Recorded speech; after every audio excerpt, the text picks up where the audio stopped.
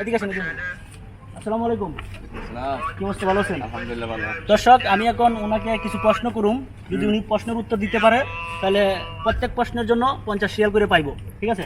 তো আপনি প্রশ্ন আছেন? হ্যাঁ, প্রস্তুত বলেন না। তো প্রথম প্রশ্ন হচ্ছে কোরআন শরীফের প্রথম সূরা কোনটা? সূরা ফাতিহা। সূরা আল ফাতিহা। উনি বলতে পারছে কোরআন শরীফের প্রথম সূরা হচ্ছে সূরা আল ফাতিহা। এই যে 50 টাকা ওনাকে দেওয়া হচ্ছে, 50 রিয়াল, বাংলাদেশের 1,500 টাকা। এই যে। এখন দ্বিতীয় প্রশ্ন, প্রশ্নের উত্তর দিতে পারলেই আবার 50 রিয়াল পাই যাবেন। কোরআন শরীফের সবচেয়ে শেষ সূরা কোনটা? হয় নাই।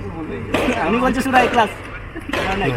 দেখেন, আপনার একটা চান্স দেওয়া হলো, ভালোভাবে বলতে পারেন কিনা।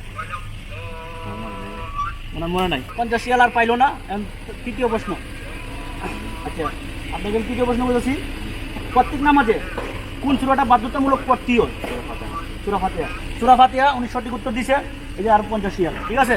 তো উনি 100 রিয়াল পেয়ে গেছেন, ঠিক আছে? 3টা প্রশ্ন হয়ে গেছে, একটা বলতে পারে নাই। আচ্ছা, ওনাকে এখন কিছু বাংলাদেশের পরিস্থিতি নিয়ে প্রশ্ন করুন, দেখি ওনার মন্তব্যটা কি। যে বর্তমান পরিস্থিতিতে বাংলাদেশে যদি ইলেকশন হয়, আপনি কোন দলের ভোট দেবেন?